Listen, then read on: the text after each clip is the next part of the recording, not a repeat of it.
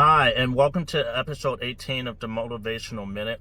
The purpose of today's sort of topic was first time in the car, welcome to my car, is the power and reasoning for saying no.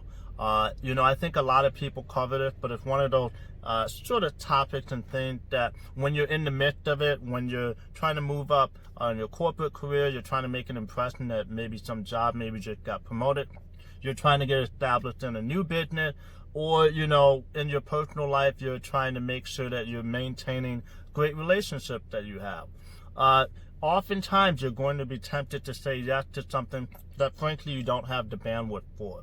So it can be tough to say no in the moment, but long term, it's much more difficult to deal with the things that you shouldn't have taken on when you said yes. You might not have the bandwidth for it, and so your work is going to suffer, right? Or maybe as a business, you're not going to provide the standard of service that client was anticipating, right? And so what happens is that in those situations, they backfire. Up front, it seemed like a good idea, but on the back end, you actually hurt yourself. You can hurt your relationship by maybe forgetting the favor you're supposed to, do for someone.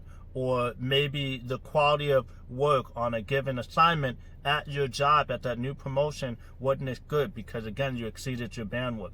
Maybe the client, they used to rave about you, and now they're not willing to do that anymore because the service level wasn't as good. You want to avoid those things, and on top of that, outside of pushing yourself beyond work bandwidth limit, you also need to have balance in your life, right? If you, from an emotional and mental standpoint, don't have time to yourself that you may need, then even if you were able to handle a certain baseline of work and your bandwidth was a certain amount, it might slowly start to decrease. So let's say you had 5 things that you were going to do, you can no longer handle those 5 things anymore.